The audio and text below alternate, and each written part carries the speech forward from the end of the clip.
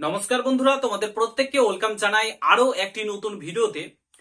তো বন্ধুরা, বেশ কিছুদিন আগে এই কাটিং পেপারটি ভাইরাল হয়, যেখানে বলা হয় তোমাদের ডব্লিউবিপি কনস্টেবল, কেপি কনস্টেবল এবং ডব্লিউবিপি এসআই এর যে এক্সামগুলো সেগুলো ডিসেম্বর মাস থেকে শুরু হতে চলেছে এবং 29শে ডিসেম্বর কেপি কনস্টেবলের প্রিলিমিনারি এক্সামটা সংগঠিত করতে চলেছে ডব্লিউবিপিআরবি এবং ডব্লিউবিপি এসআই এর এক্সাম জানুয়ারি মাসে হতে চলেছে। আর ডব্লিউবিপি কনস্টেবলের যে এক্সাম সেটা ফেব্রুয়ারি মাসে কন্ডাক্ট করাতে চলেছে ডব্লিউবিপিআরবি।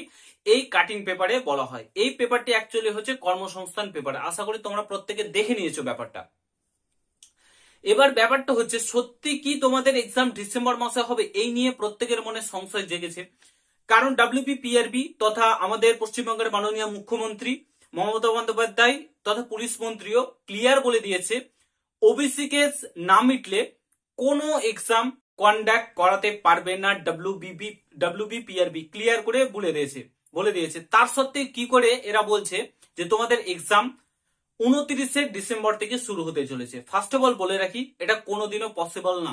তোমাদের 29শে ডিসেম্বর থেকে কোনো এক্সাম হবে না যতদিন না ওবিসি কেস মিটবে।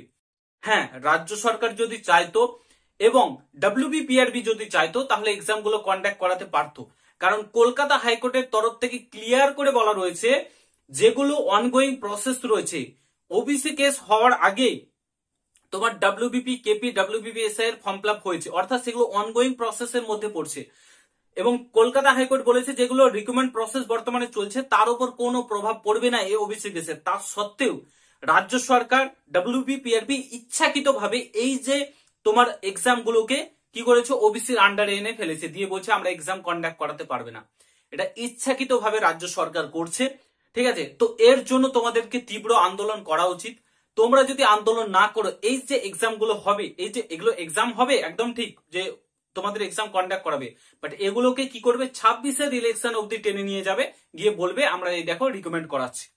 বর্তমানে কোনো রিকমেন্ড নেই রাজ্য সরকারের, না শিক্ষক অলরেডি আগেই বন্ধ হয়ে গেছিল, পিএসসিও ঠিকঠাক নিয়োগ করাচ্ছিল না, শুধু পড়েছিল পুলিশ।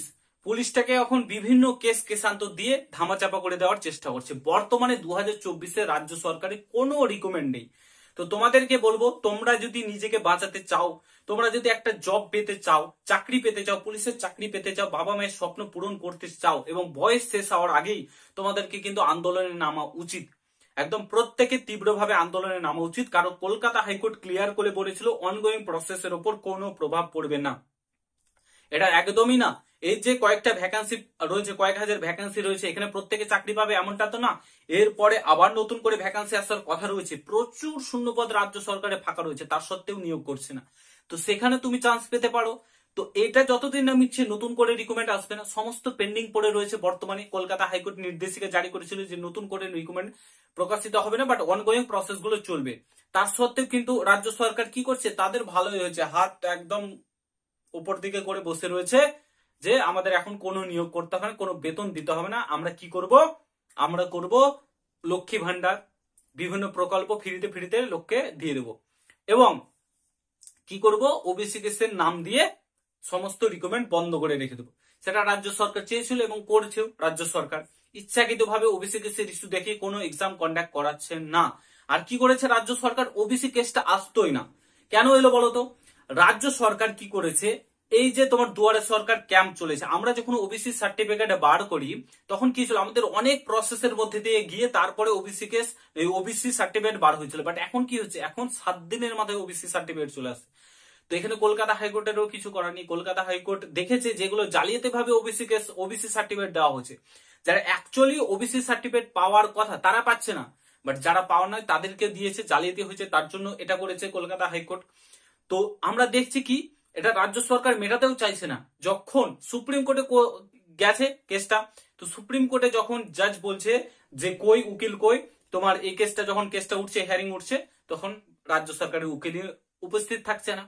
তো এই হচ্ছে রাজ্য সরকারের অবস্থা। তো তোমাদেরকে আন্দোলনে নামতে হবে।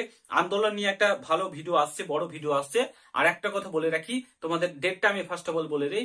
21শে নভেম্বর মহা আন্দোলন হতে চলেছে শিয়ালদা থেকে ধর্মতলা অব্দি। প্রত্যেকটা অ্যাসপিরেন্ট এখানে উপস্থিত থেকো, প্রত্যেকে এখানে উপস্থিত থাকবে, আমিও উপস্থিত থাকবো, প্রত্যেকে থেকো। এবং এখানে কিন্তু মহা আন্দোলন হতে চলেছে। ঠিক আছে, পুরো ডিটেলসে আমি একটা ভিডিও পরে বানিয়ে দিব।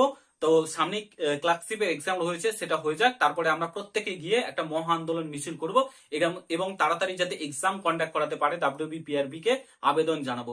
আমরা তো ফিজিক্যালি ভাবে আন্দোলন করব, আমরা তো মারধর কিছু করতে যাচ্ছি না, আমরা ফিজিক্যালি ভাবে আন্দোলন করব উইথ পুলিশ প্রোটেকশন। পুলিশ আমাদেরকে প্রোটেকশন দিবে উইথ পুলিশ পারমিশন দেবে পুলিশ, পারমিশন দিয়েছে, তারপরে আমরা 21 নভেম্বর ডেটটাকে ঠিক করে রেখেছি। তো প্রত্যেকে এসো, আশা করি তোমাদেরই ভালো হবে, না এলে তোমরাই বুঝবে পরে। ঠিক আছে, এক্সাম হবে না। তো আশা করি ভিডিওটা যদি ভালো লাগে প্রত্যেকের সঙ্গে শেয়ার করো। চ্যানেলে নতুন হলে অবশ্যই সাবস্ক্রাইব করে যাও। দেখা হচ্ছে নতুন ভিডিওর সঙ্গে বন্ধুরা, ভালো থেকো, সুস্থ থেকো, গুড বাই, জয় হিন্দ, বন্দে মাতরম।